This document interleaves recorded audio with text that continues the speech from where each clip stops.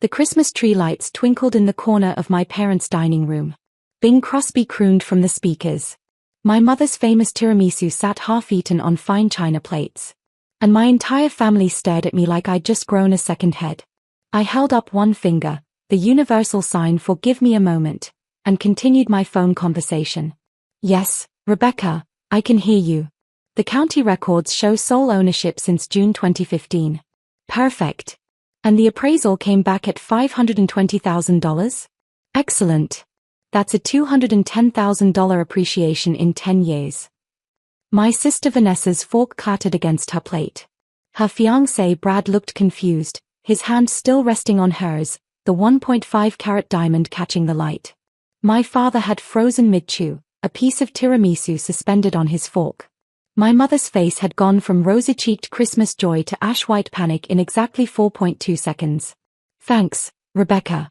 Yes, I'll review the documents after the holiday. Have a wonderful Christmas. I ended the call and tucked my phone back into my purse, then took a deliberate sip of my Merlot. The silence stretched like taffy. Who, my mother said carefully, her voice barely above a whisper, was that? My real estate attorney, Rebecca Chen. She's been helping me with some property matters. Vanessa found her voice, shrill and sharp. What property matters? Lily, what is she talking about? I set down my wine glass with practiced calm. She's confirming that the county records show me as the sole owner of 1247 Oakmorn Drive since June 2015. The property recently appraised at $520,000, which is quite satisfying considering I purchased it for $310,000. The words hung in the air like ornaments on an invisible tree. Around us, the house felt too warm, too bright, too festive for the conversation unfolding. My father recovered first, his lawyer instincts kicking in. That's impossible. You don't own property. You live in that apartment complex on the east side. No, Dad. You think I live in that apartment complex on the east side? I actually own a 4-bedroom Craftsman with a wraparound porch, original stained glass, and a backyard with mature oak trees. Have for almost 10 years now. Vanessa laughed, but it sounded forced, brittle. This is ridiculous. Where would you get money to buy a house? You work at that boring accounting firm. You probably make, what, $40,000 a year? $127,000, actually, I corrected. Plus annual bonuses averaging $18,000. I'm a senior tax consultant now. Have been for 3 years. Before that, I was a tax consultant for 4 years, and before that, a junior consultant for 3 years. The numbers seemed to bounce off them like they were speaking a foreign language. My mother's hand trembled as she reached for her wine. Lily, this doesn't make sense. Why wouldn't you tell us you bought a house? That's a huge milestone. We're your family. I met her eyes steadily. Am I? Because family usually knows where each other lives. Family asks about each other's careers. Family doesn't assume the worst about each other's life choices. That's not fair, Vanessa snapped. We've been busy with my wedding planning. For 18 months, I interrupted. You've been planning your wedding for 18 months. Before that, it was your promotion to assistant store manager. Before that, it was your new boyfriend. Before that, it was your apartment hunt. There's always something, Vanessa. And it's always about you. Brad shifted uncomfortably, clearly wishing he was anywhere else. Smart man. My father's voice took on that courtroom edge I knew so well. Lily, if this is true, and I'm not saying I believe it is, where did you get the money for a down payment? A house that expensive would require at least $60,000 down. I put down $93,000. 20% plus closing costs. I took another sip of wine, savoring both the Merlot and the moment. I saved it from my salary, bonuses, and investment returns over 3 years. Impossible, my mother said flatly. Nobody saves that much that quickly. Not at your age. I did. I lived in a modest apartment, drove a used car, packed my lunch every day, and invested 30% of my income. It's called discipline. You might recognize the concept if you'd ever bothered to ask about my financial habits instead of assuming I was frivolous. The barb landed. My mother had spent the last hour before dinner lamenting about Vanessa's wedding costs, $45,000 for a single day, most of it funded by my parents. Meanwhile, they'd never once asked about my financial situation, my goals, or my plans. Vanessa's face had progressed from shocked to angry. So what, you've just been sitting on this information for 10 years? Playing some kind of long game to make us look stupid? No, Vanessa. I've been living my life. A life you never asked about. A life that apparently never mattered enough for any of you to notice. We notice you, my father protested, but his voice lacked conviction. Do you? Dad, what did I do for my 30th birthday? He faltered. You had dinner with friends. I closed on my house. June 15, 2015. It was the biggest day of my life. I called to tell you. You said that's nice, honey, and spent 20 minutes talking about Vanessa's new promotion. My mother's eyes glistened with tears. Lily, that's not, we didn't mean. I know you didn't mean it. That's almost worse. I pushed back from the table slightly. You didn't intentionally ignore me. I just wasn't important enough to remember. Wasn't exciting enough to pay attention to. Wasn't Vanessa. That's not true, Vanessa said, but even she sounded uncertain now. Isn't it? Vanessa, how many times have Mom and Dad visited your apartment? She shifted uncomfortably. I don't know. A lot. 23 times in the 4 years you've lived there. I counted from Mom's Facebook posts. She photographs your place every time, tags the location, writes little captions about visiting our baby girl. I paused. Want to know how many times they've asked to see where I live? Silence. 0. Not once in 10 years. Not even when I mentioned having a housewarming party. Not even when I said I was renovating the kitchen. Not even when I posted a photo of my Christmas decorations last year with the caption Home Sweet Home, and a clear view of a very nice living room that was definitely not an apartment. My mother's tears spilled over. We saw that photo. We thought maybe you were house-sitting or something. For a year? I posted seasonal photos from that house for a year, Mom. Fall decorations. Halloween. Thanksgiving. Christmas. New Year's. Spring garden. Summer barbecue. You saw all of them. You liked them. You never asked. The truth of it settled over the table like snow, cold, heavy, undeniable. Brad cleared his throat. Maybe we should give you guys some privacy. No, I said. Stay. You're marrying into this family. You should know what you're getting into. Vanessa's hand tightened on his. Lily, stop being dramatic. So we didn't know about your house. Big deal. You kept it secret. I didn't keep it secret. My voice rose for the first time, then immediately lowered again. Control. Always maintain control. I told you. Multiple times. You just never listened. There's a difference. My father set down his fork with deliberate precision. What do you want from us, Lily? An apology? Fine. I'm sorry we didn't realize you bought a house. There. Can we move past this now? Move past it? I laughed, but there was no humor in it. Dad, this isn't just about the house. The house is a symptom. It's about 10 years of being the invisible daughter. The boring one. The one who didn't need attention because Vanessa needed it so much more. I never asked for that, Vanessa protested. I know. That's what makes it so insidious. Nobody did anything wrong, exactly. You just all forgot I existed as anything other than a supporting character in Vanessa's story. My mother reached across the table toward me. Lily, please. We love you. We're proud of you. We didn't know what I was accomplishing. I know. Because you never asked. I pulled out my phone, opening my photo gallery. This is my house. The one I've owned for 10 years.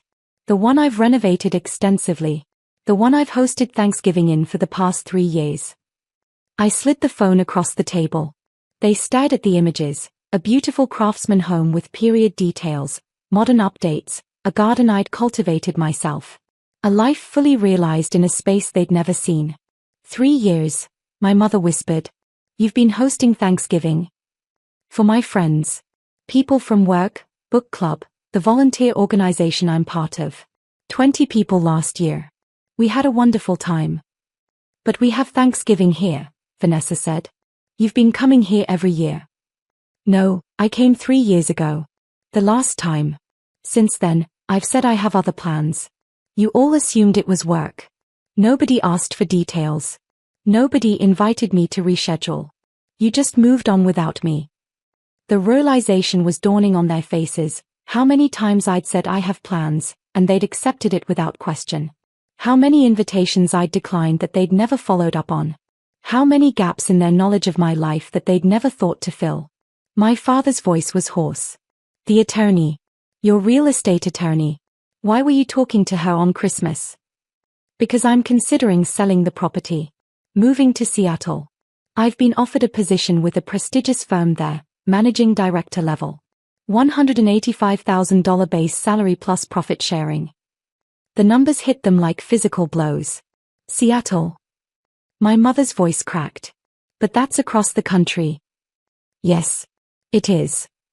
When? My father asked. I'd start in March. I've been interviewing since September. I have 2 other offers, one in Denver, one in Austin. I'm deciding between the 3.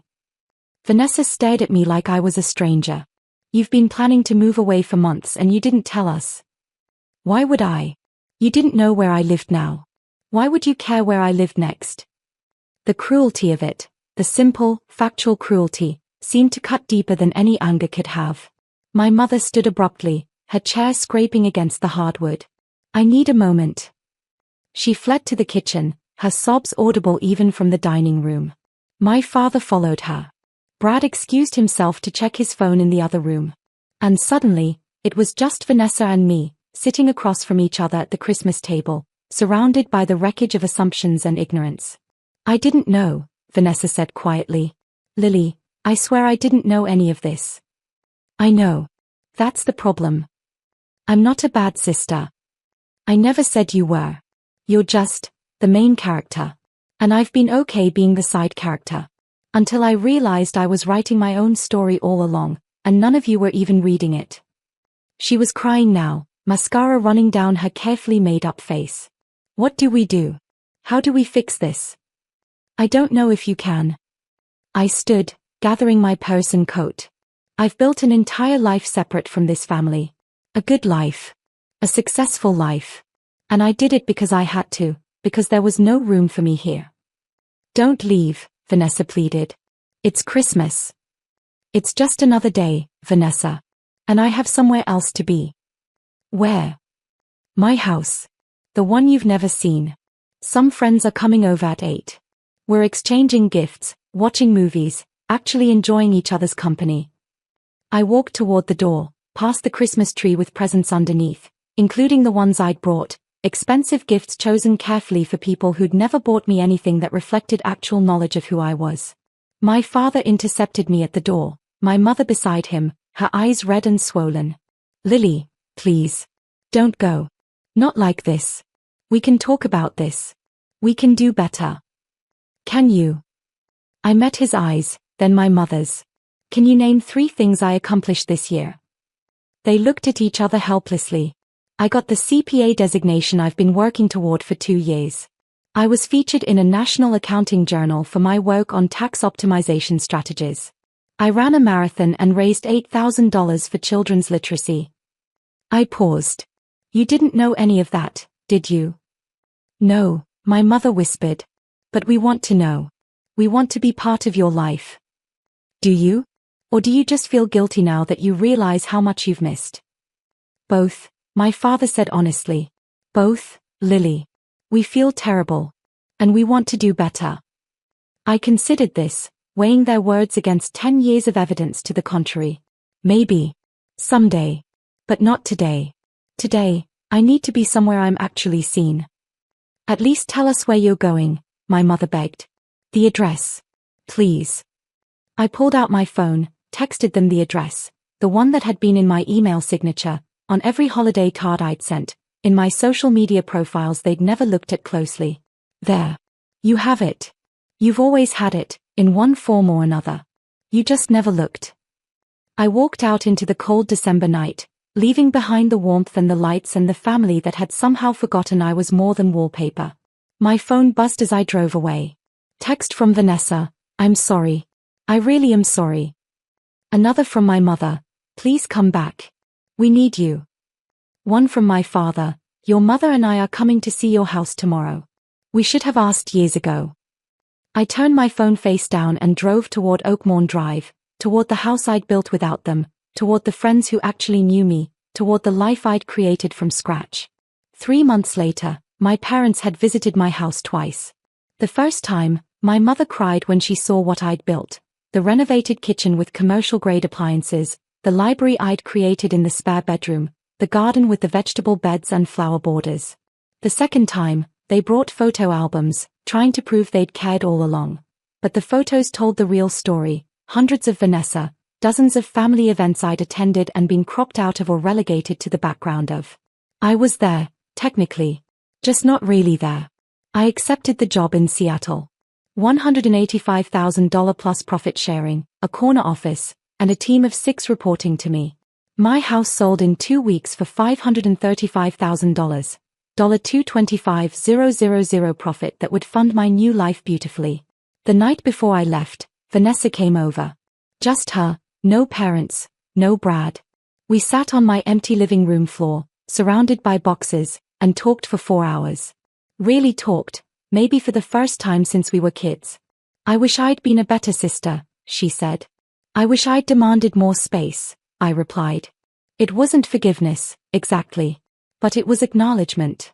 It was both of us seeing clearly for the first time how our family dynamics had shaped us, limited us, defined us. As I drove away from the city where I'd grown up, where I'd been invisible and then become undeniable, I thought about ownership. Not just of property, but of identity, of worth, of space in the world and in people's hearts. I'd owned that house for 10 years. But I'd owned myself for far longer. And that ownership of self, was the only deed that really mattered. The rearview mirror showed the city lights fading. Ahead, Seattle waited, glittering with possibility.